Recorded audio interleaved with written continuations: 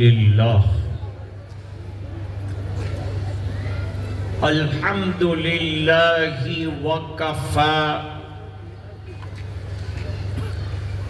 وسلام علی عباده الذین اصطفى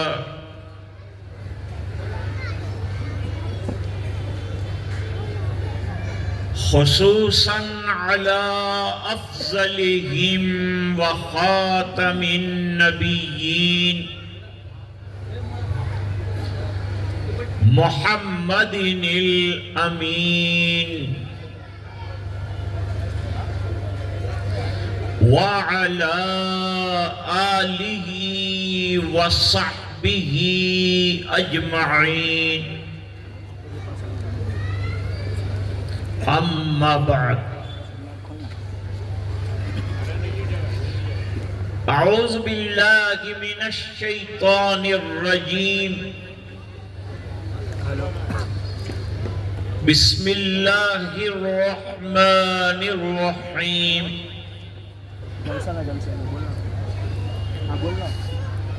اِنَّا نَحْنُ نَزَّلْنَا الذِّكْرَ وَإِنَّا لَهُ لَحَافِظُونَ صدق اللہ العظیم.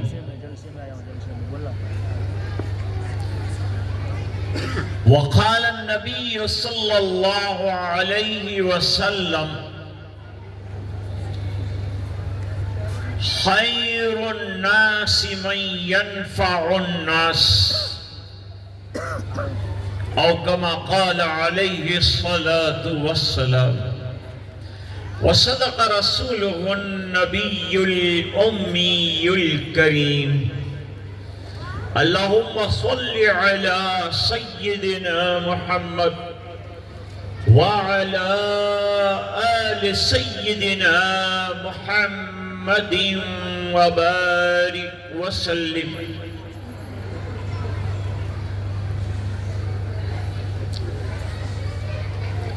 آج کے اجلاس کے صدر باوقار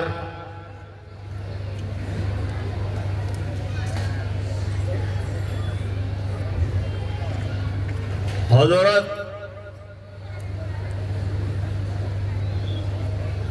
حافظ نعیم صدیقی صاحب دامت برکاتہم العالیہ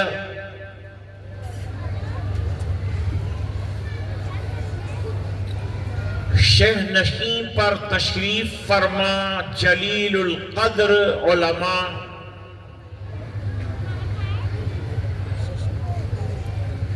سامنے تشریف فرما ذمہ داران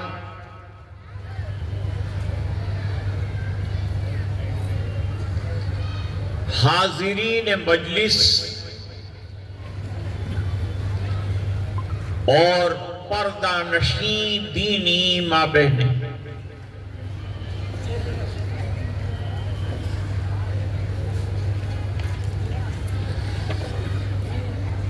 آج کا یہ اجلاس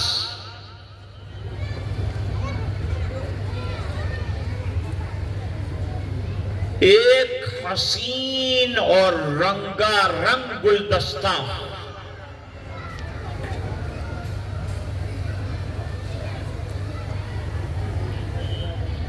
جس میں ایک طرف اذان کی تشہیر، نشر و اشاعت، اس کی اہمیت کے ماتحت ایک کمپٹیشن منعقد کیا گیا،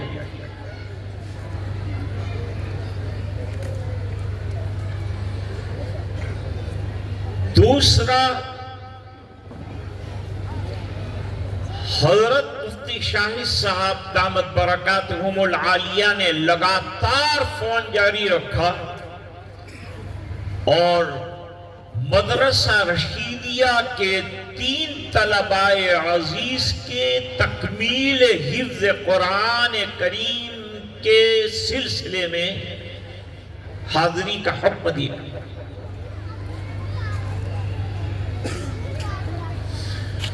تیسرا تحفظ ختم نبوت کا مسئلہ.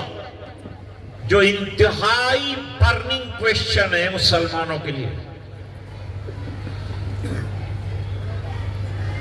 چوتھا، جمعیت العلماء کے رفاہی کام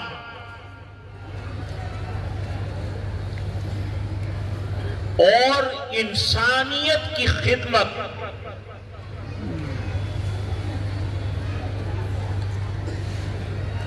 سب موضوعات جمع ہیں اور ہر ایک کا دوسرے کے ساتھ ایک گہرا تعلق ہے، جیسا کہ حضرت مولانا عبدالرؤوف صاحب دامت برکاتہم نے بتلے.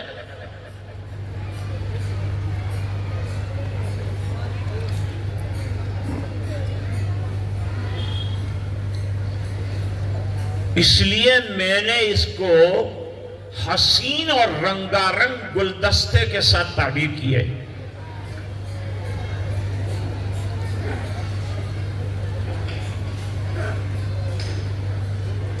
اتنے موضوع اگر جمع ہو جائیں تو it is very difficult to justify every subject of. Hare subject کو جسٹیفائی کرنا مشکل ہے.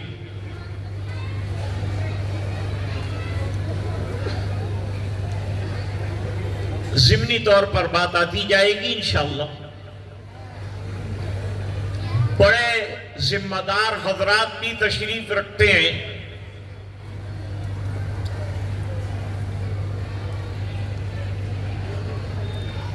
حضرت صدر باوقار بھی تشریف رکھتے ہیں جو علاقے کے بہت بڑے فکر مند اور پورے مہاراشٹرا کی جمعیت کے صدر.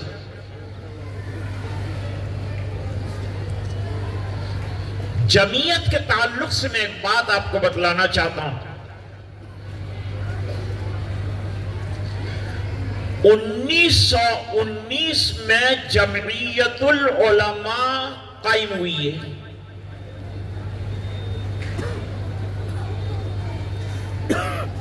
اور آزادی ملی 1947 میں، اور اس سے بہت پہلے سے جمعیت کے علماء دیش کے لیے سیکریفائس اور قربانیاں دیتے چلے آئے اور بے لوث خدمت کی ہے. لیکن میں کلیئر کرنا چاہتا ہوں کہ جمعیت العلماء یہ سیاسی جماعت نہیں ہے.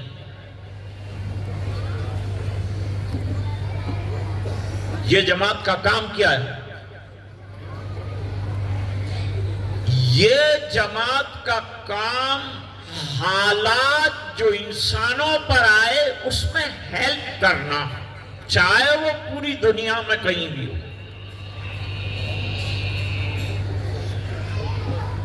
اور انسانوں کی خدمت کرنا. سیلاب آیا، دنگے ہوئے، زلزلے آئے، جمعیت نے کیمپ لگائے اور ہمارے برادران وطن کو ایسی مدد کی جیسے کہ اپنوں کو کی.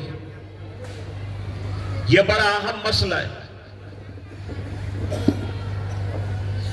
جمعیت کی ذمہ داریوں میں یہ آتا ہے کہ عقائد کا بگاڑ جب آئے گا تو علماء کھڑے ہو کر امت کی اصلاح کریں گے اور ان کو عقیدوں کا سبق پڑھائیں گے اور پورے ملک میں گھومیں گے. اسی کے ماتحت اصلاح معاشرہ کا بہت بڑا پروگرام حضرت مولانا سید اسعد مدنی رحمت اللہ علیہ نے جاری فرمایا تھا، جو آج تک الحمدللہ جاری ہے اور اصلاح معاشرہ میں بہت بڑا انقلابی کام جو ہے وہ ہوا.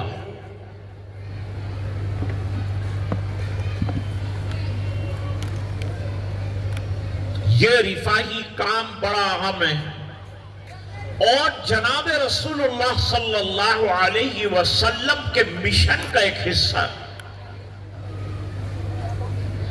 لوگ سمجھتے ہیں کہ علماء خالی مدرسے میں کام کر سکتے ہیں. علماء جو کام کر سکتے ہیں وہ دوسرا کوئی نہیں کر سکتا. ہندوستان میں یا دنیا میں جب جب عقیدوں کے لائن سے فتنے آئے ہیں، سب سے پہلے علماء کھڑے ہوئے ہیں، انہوں نے آواز لگائی۔ آج وقف کے بل کے سلسلے میں جمعیت آواز لگا رہی، آج ملک میں جو حالات چل رہے ہیں اس میں بھی جمعیت آواز لگا رہی ہے۔ اس ملک میں ہمیں رہنے نہ دیا جائے، اس کے سلسلے کی جو مہمیں اور سازشیں چلائی جا رہی ہیں اس کے خلاف آواز بلند کرنے والی بھی جمعیت ہے۔ جمعیت رہنما کردار ادا کرتی، اور ہم نے دیش کو اپنا سمجھ کر قربانیوں کی ایک بنجار لگائی ہے۔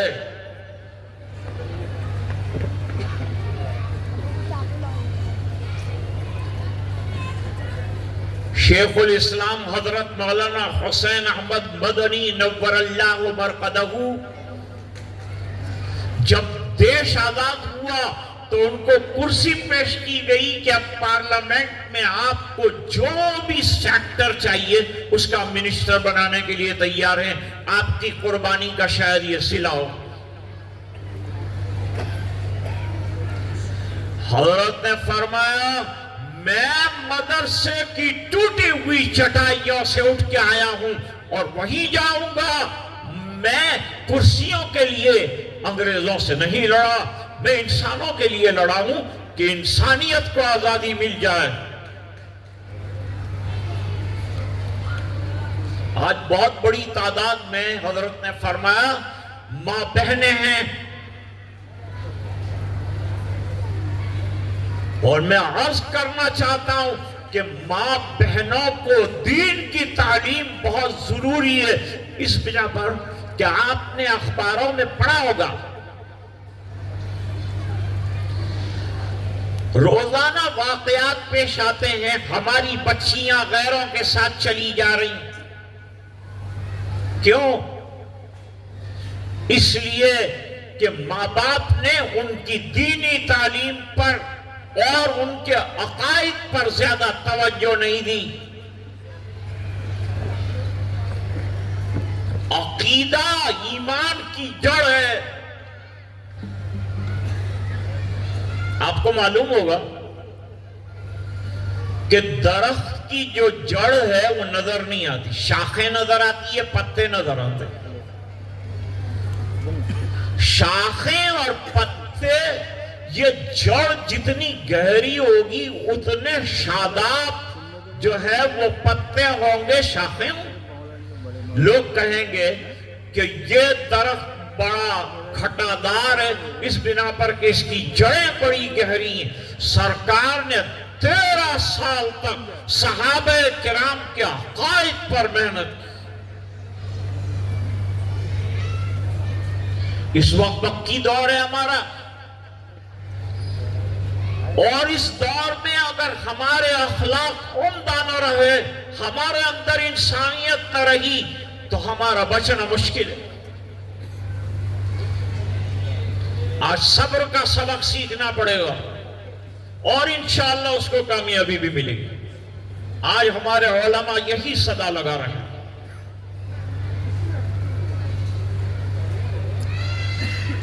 ابھی اور ذرا انتظار کرو،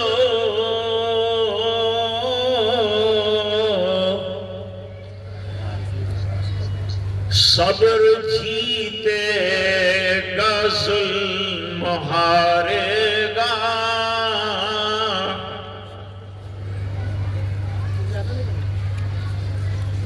ایک زمانہ تھا سپر پاور نے یہ بات کہی۔ سپر پاور نے کیا کہا تھا؟ کیا ہمارے ہوتے ہوئے، یعنی یہود کے ہوتے ہوئے، کوئی مسلمان یہاں کے اقتدار میں نہیں آئے گا، آنے نہیں دیں گے۔ دوستو، بولنے والے کی زبان اگر اچھی ہے تو رب کائنات کی طاقت اس سے بہت بڑی ہے. سائنس نے بڑے بڑے دعوے کیے لیکن اللہ کی طاقت کا کوئی جواب نہیں ہے. آج اللہ تعالیٰ نے نیو یارک کے اندر ایک مسلمان کو میئر بنا دیا اور انگلینڈ کے اندر ایک خان کو میئر بنا دیا. اللہ نے بتایا مٹانے کی تم سازشیں کرو اور بچانے کی ہم محنت کرتے. یہ دین مٹنے کے لیے نہیں آیا. ہم کیا کرتے ہیں؟ دین انسانیت سکھاتا ہے، اخلاق سکھاتا ہے. قرآن کریم کی بڑی تعلیم کا حصہ اخلاق ہے اور تصوف بھی اخلاق کا نام ہے. علم الاخلاق کا دوسرا نام تصوف. اب جب کہ آ کے وہاں بیٹھ گئے، سب کی بولتی بند ہو گئی، مٹانے چلے تھے اور گھس گیا ہوں.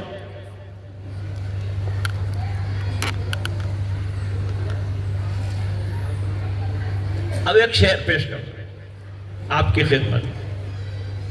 نعت تو حضرت قاری صاحب نے پیش کیا.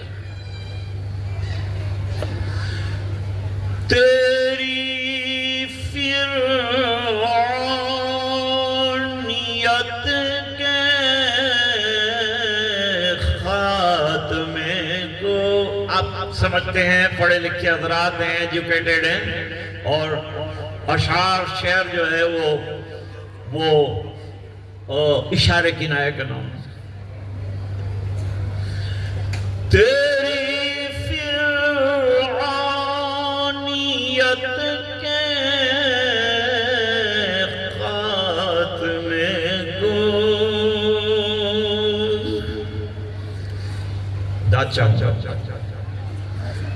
تیرے ہی گھر میں موسیٰ پل رہا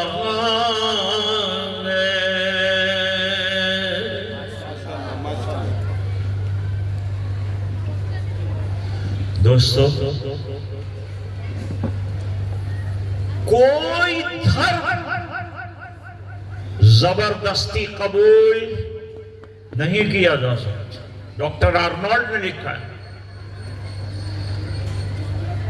کہ میں سیرت لے کے بیٹھا، قرآن لے کے بیٹھا، لوگ کہتے ہیں زبردستی اسلام پھیلایا گیا، تلوار سے پھیلایا گیا. انگریزوں کے زمانے میں تو توپیں تھی، پھر عیسائیت کیوں نہیں پھیلی؟ اقبال کہتے ہیں اگر تلوار سے دین پھیلتا ہے تو توپوں سے اور زیادہ پھیلتا ہے. دوستو، میرے نبی نے تلوار چلائی نہیں، تلوار رکھ دی اور معافی کے پروانے دیے اور گالی دینے والوں پر دعاؤں کے پھول برسے. سرکار کی سیرت کا نمایاں حصہ ہے. جو آسی کو کملی میں اپنی چھپا دے، جو دشمن کو بھی زخم کھا کر دعا دے، اسے اور کیا نام دے گا زمانہ، وہ رحمت نہیں گئے تو پھر کیا ہے.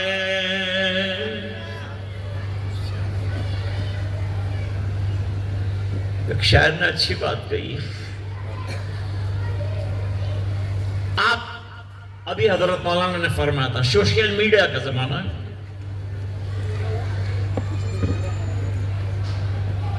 ایک بات یاد رکھیں، شاید ہمارے برادران وطن بھی ہوں، حضرت صدر محترم بھی ہیں.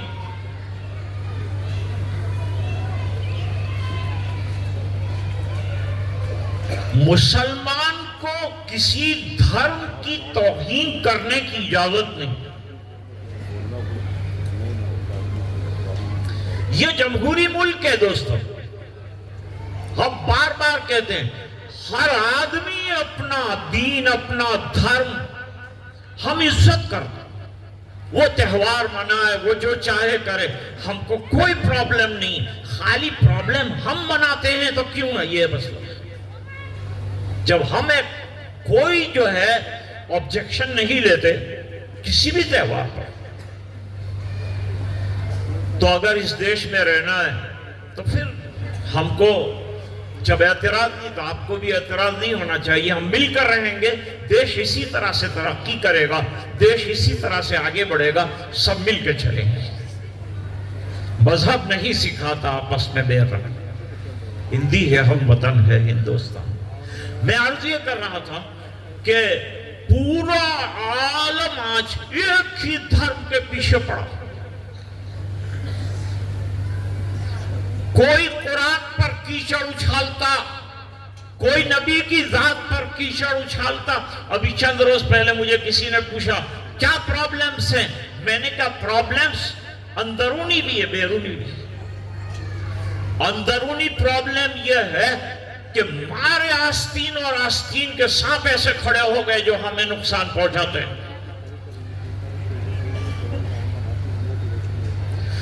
دل کے ببولے جل اٹھے سینے کے داغ سے اور اس گھر کو آگ لگ گئی گھر کے چراغ سے. کئی فتنہ شکیلیت ہے لوگ بہت ایزی لیتے ہیں اس کو. Take it easy. عقیدہ کا مسئلہ ہے اور ٹیک اٹ ایزی. سرکار کیا ہے فرماتے ہیں وَمَا أَرْسَلْنَاكَ إِلَّا رَحْمَةً لِّلْعَالَمِينَ. ہم نے رسول اللہ صلی اللہ علیہ وسلم کو آخری نبی بنا کر بھیجا پوری عالم کے لیے رحمت بنا کر بھیجا. انسانوں کے لیے بھی حیوانوں کے لیے بھی غیروں کے لیے بھی اپنوں کے لیے بھی بچوں کے لیے بھی مردوں کے لیے بھی عورتوں کے لیے بھی. پردہ کیا ہے؟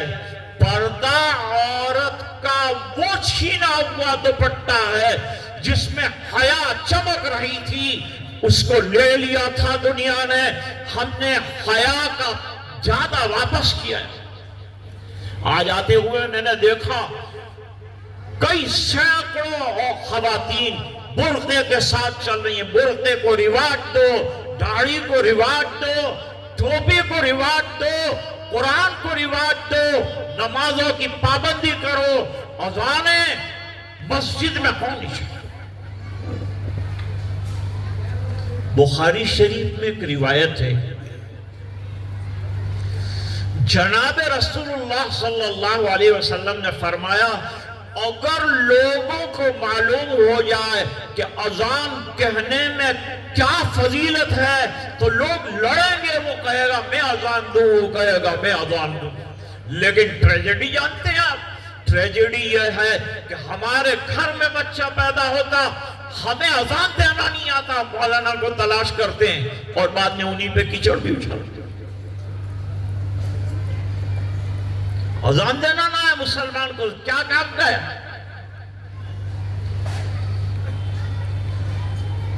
اچھا حضرت بہت بے ادبی تو نہیں ہو رہی اب. میں عرض کرنا چاہتا ہوں پڑھے لکھ کے حضرات ہیں آپ غور فرمائیں کہ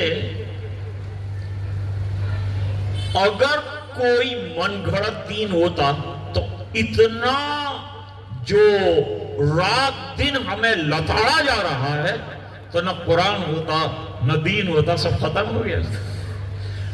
لیکن انہیں تعجب ہے کہ اتنا کرنے کے باوجود دین گھٹنے کے بجائے بڑھتا جا رہا ہے. اب شعر سنیے.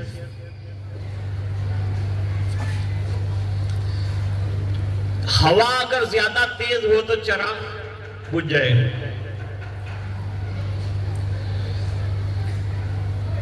اندھیروں کو یہی تو کھل آ گئے,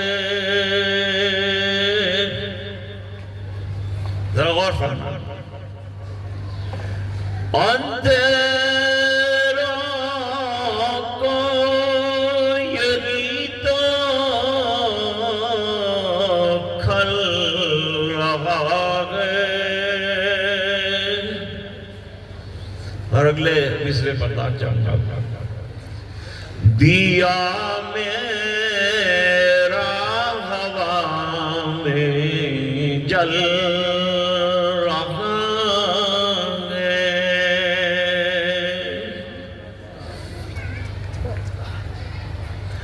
نہیں مجھ کا بگاڑے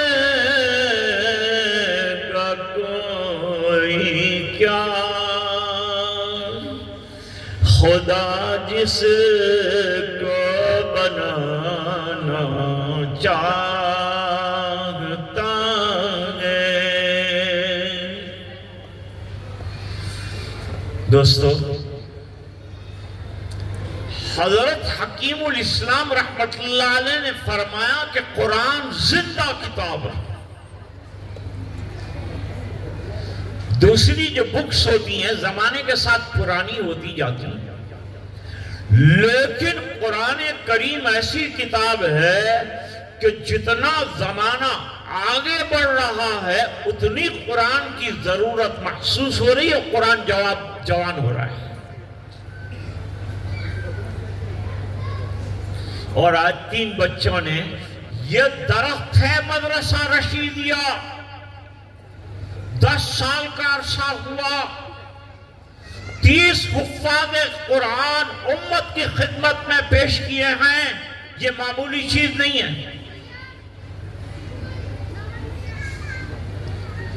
یہ بہت بڑی بات ہے. میرے ایک عزیز کہتے تھے کسی مدرسے میں 10 سال میں ایک حافظ ہوا، مدرسہ کامیاب ہے. اور یہاں تو الحمدللہ 3 حافظ آج ہوئے، 30 ہو گئے. ہمارے حافظ عبدالحفیظ صاحب کے مدرسے میں اس سال 100 یعنی 100 حفاظ تیار ہوئے. یہ اس زمانے کی میں بات کرتا ہوں جبکہ مادیت کا دور ہے. لوگ بچوں کو پڑھانا نہیں چاہتے، دین پڑھانا نہیں چاہتے، دنیا پڑھانا چاہتے ہیں. ارے ڈاکٹر بنے گا، ارے لائر بنے گا، ارے وہ جو ہے انجینئر بنے گا. ارے یہ بہت چھوٹی چیز ہے. اس سے آگے IAS بنے گا، اس سے آگے وزیر اعظم بنے گا. ہم کو کوئی پرابلم نہیں ہے. لوگ علماء کے سر پہ ٹھیکرے پھوڑتے کہ یہ ہم کو آگے نہیں بڑھنے دیتے. علماء کو پوچھتا کون؟ بڑھو آگے. اور شعر سنو: قدم بڑھاؤ، ترقی کرو ضرور، لیکن رہے رسول کے قدموں پہ سر خدا کے لیے. اللہ کے بندے بن کر جیو. اب حفاظ قرآن کے لیے تو بہت لمبی، میں سوچ کے آیا تھا کہ ایک لمبی حدیث بخاری کی سناؤں گا، لیکن وہ دیر کافی دیر. حضرت فرماتے ہیں: فضل خدا سے صاحب ذی شان ہو گیا،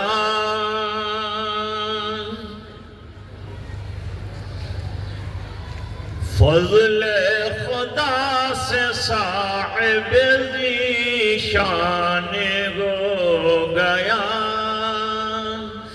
جو خوش نصیب حافظ قرآن ہو گیا. اب فضیلت سن. 10 ایسے آدمی کو وہ جنت دلائے گا، جنت دلائے گا. 10 ایسے آدمی کو وہ جنت دلائے گا، دوزخ میں جن کے جانے کا اعلان ہو گیا.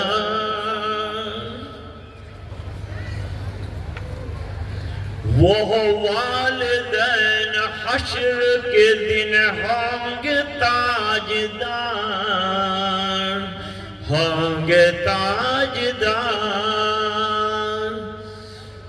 وہ والدین حشر کے دن ہوں گے تاجدار، جن کا دلار حافظ قرآن ہو گیا۔ حضرت حکیم الاسلام فرماتے تھے ہر گھر میں آپ اگر اپنے بچے کو مادی اور ورلڈلی ایجوکیشن دلاتے ہیں، یہاں ہمارے مدرسے میں الحمدللہ اسکول کی تعلیم بھی ہو رہی ہے، بہت اچھی بات، پیرالل تعلیم بچوں کو دلائیے۔ ماں بہنوں گھر کے ماحول کو اچھا بناؤ، پردوں کا نظام کرو، گھر میں قرآن رکھا ہے پڑھو۔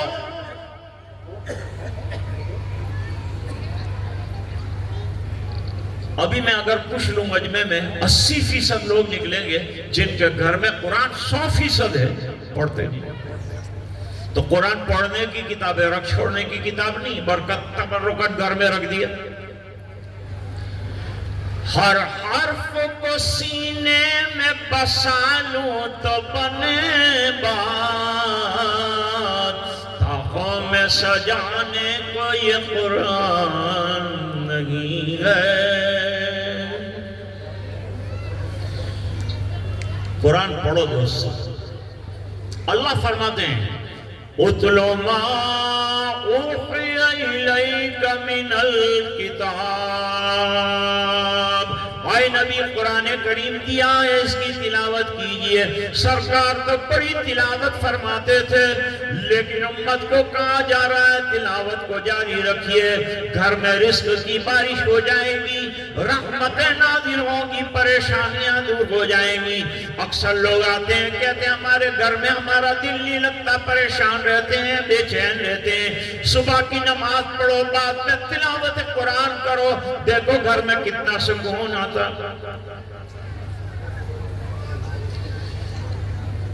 حضرت امام بخاری رحمت اللہ تعالی علیہ حافظ قرآن بھی تھے، اور ماں بہنیں سنیں کہ حضرت عائشہ رضی اللہ تعالی عنہ حافظ قرآن حافظہ تھی،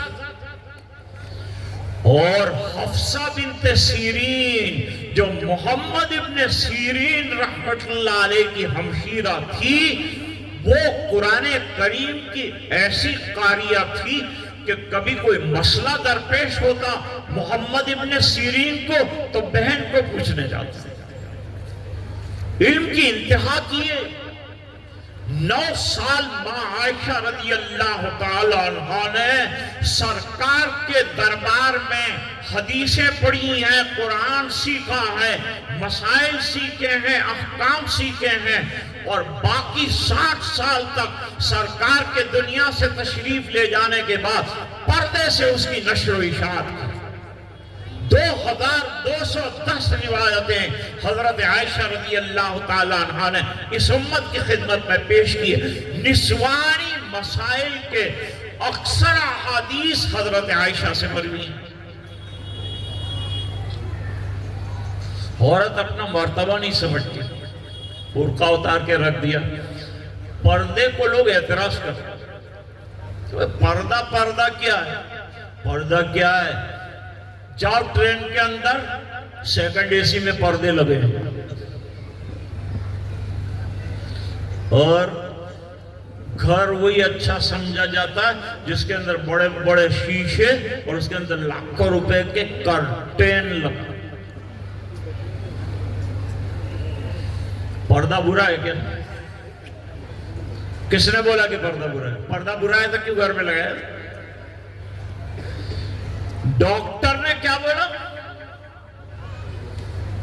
ڈاکٹر نے بولا لڑکی تیری بیوٹی خراب ہو جائے گی،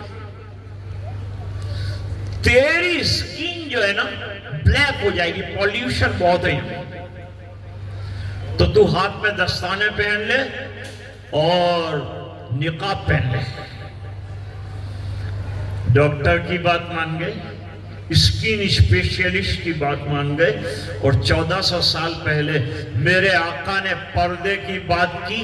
اگر مان جاتے تو تیری بیوٹی بھی بچ جاتی، تیری حیا بھی بچ جاتی، تیرا ایمان بھی بچ جاتا. کیا برا کہا؟ اب مرتبہ سنو، ماں بہنوں سنو. تیری پاکیزگی پر نطق فطرت نے شہادت دی.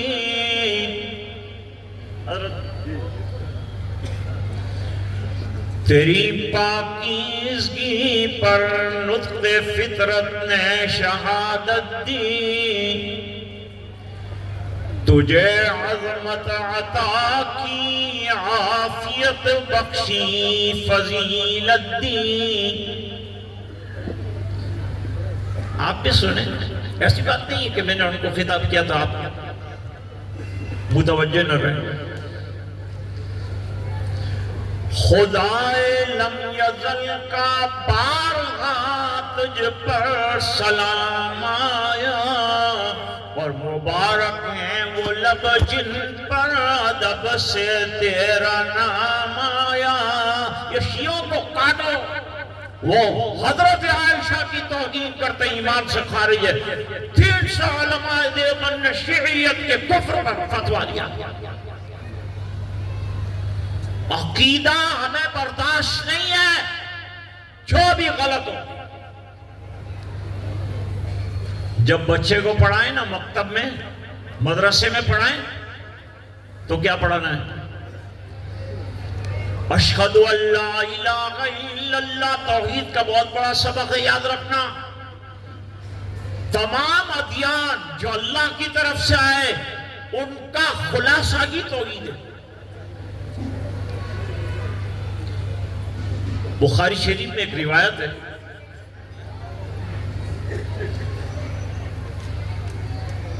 ایک سریہ بھیجا ہوئے، سریہ چھوٹے سے دستے وہ بھیجا.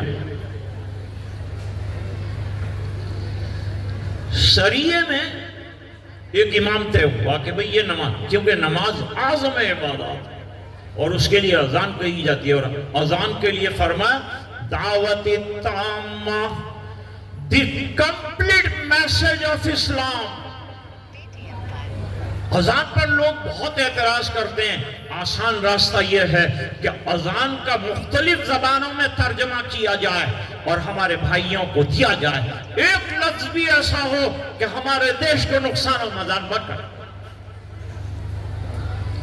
دوستو یہ نمازیں ہوتی رہے گی تو دیش آباد رہے گا. یہ دیش کی آبادی کے لیے ہے، بربادی کے لیے نہیں. اب وہ نماز پڑھانے کھڑے ہوئے، ایک سورت پڑھی سورہ فاتحہ، اس کے بعد ایک سورت پڑھی، اس کے بعد قل ہو اللہ پڑھی. اب ہر رکعت میں ان کا یہی عالم. جب دیکھو تو قل ہو اللہ پڑھتے ہیں، جب بھی جہری نماز ہوتی ہے قل ہو اللہ آخر میں ضرور پڑھتے ہیں. ساتھیوں نے اعتراض کیا، ساتھیوں نے کہا بھائی ہر رکعت میں قل ہو اللہ کیا پڑھتے ہیں؟ ایک دفعہ پڑھ دیا بات سمجھ میں آتی ہے، ہر وقت قل ہو اللہ. قل ہو اللہ کا کیا نام ہے؟ علماء تشریف رکھتے ہیں سورۃ الاخلاص. سورۃ الاخلاص، میں نے ایک آدمی کو کہا سورۃ الاخلاص پڑھا کر. انہوں نے کہا اخلاص کی بات معنی یہ ہے کہ سورۃ الاخلاص کون سی ہے وہی مجھے معلوم ہے. سورۃ الاخلاص قل هو اللہ احد. کیوں اس کا سورہ اخلاص کہتے ہیں؟ The pure oneness of Allah subhanahu wa ta'ala is mentioned in 3 verses of Quran Kareem, and in the Quran there are 10 volumes used and utilized for oneness of Allah at-Tawheed. قرآن نے 10 پارے توحید اور دلائل توحید پر خرچ کیے ہیں. اگر کسی نے قل هو اللہ احد پڑھ لیا 10 پارے کا ثواب ملے گا، اور اگر 3 مرتبہ پڑھ لیا پورے قرآن کا ثواب. ہم لوگوں کو معلوم ہے ثواب کی ضرورت ہے، کہ پیسوں کی تو ضرورت ہے ہی، لیکن ثواب کی بھی ضرورت ہے دوست، اچھے کاموں کی بھی ضرورت ہے، انسانیت کی بھی ضرورت ہے۔ انہوں نے کہا میں تو یہ پڑھ کے جاؤں گا، تم کو مجھے امام رکھنا ہو تو رکھو۔ ابھی موجودہ دور ہوتا تھا کہ بھائی چل دوسرا مل جائے گا، 1400 میں تو کرتا تھا، 1200 میں دوسرا مل جائے گا، تیاری ہے پہلے سے۔ دوستو اماموں کی قدر جاؤ، مؤذنین کی قدر جاؤ۔ حضرت علی نے فرمایا میرا جی چاہتا ہے حضرت حسن اور حسین کو مسجد نبوی کا مؤذن بناؤ۔ بہت بڑا داعی ہوتا ہے مؤذن، بہت بڑا داعی ہوتا ہے، بہت بڑا مرتبہ، بہت بڑا مقام ہے اس کو۔ اذان نماز کا پیش خیمہ ہے، بلایا جا رہا ہے، کامیابی، سکسیس سکسیس سکسیس سکسیس۔ آپ سکسیس کی بات کرتے ہیں، سکسیس ان دی نماز، come forward and go in the masjid and pray with the people, then you will get success۔ آپ سکسیس حاصل ہیں، دور چلی جائے گی بات۔ سرکار کے پاس لوٹ کر آئے، سوال کیا کیوں آپ ہر وقت قل هو اللہ احد پڑھتے ہیں؟ کہ سرکار اس میں جو توحید کا مضمون ہے نا، اس سے مجھے بڑا عشق ہے۔ حضور صلی اللہ علیہ وسلم نے فرمایا توحید کا یہ عشق تجھے جنت میں لے جائے گا۔ توحید تو یہ ہے کہ خدا حشر میں کہہ دے یہ بندہ دو عالم سے خفا میرے لیے گئے۔ یہ ہے توحید۔ اللہ ایک ہے، نہ دو ہے، نہ ایک سے کم ہے، نہ ایک سے زیادہ۔ That is the belief of a Muslim۔ تیری پاکیز گئی پر نطق فطرت نے شہادت دی۔ اب میں ختم کر دوں۔ تجھے عظمت عطا کی، عافیت بخشی، فضیلت دی، خدائے لم یزل کا بارگاہ تجھ پر سلام آیا، اور مبارک ہیں وہ لب جن پر ادب سے تیرا نام آیا۔ رسول اللہ نے رکھا ہے صدیقہ لقب تیرا، اور فقط فرشی نہیں عرشی بھی کرتے ہیں ادب تیرا۔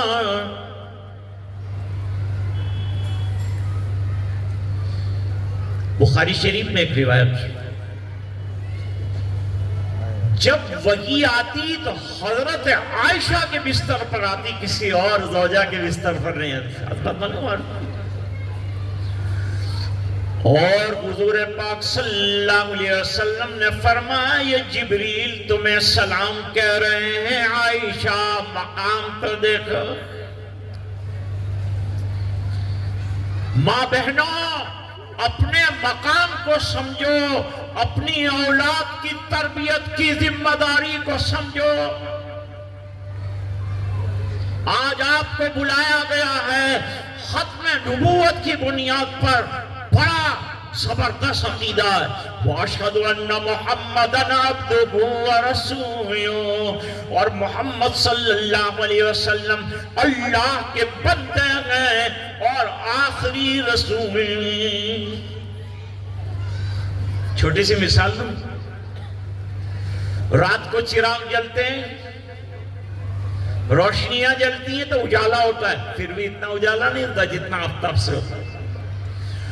رات کو چاند بھی روشنی دیتا، ستارے بھی روشنی دیتے، یہ لائٹیں بھی روشنی دیتے،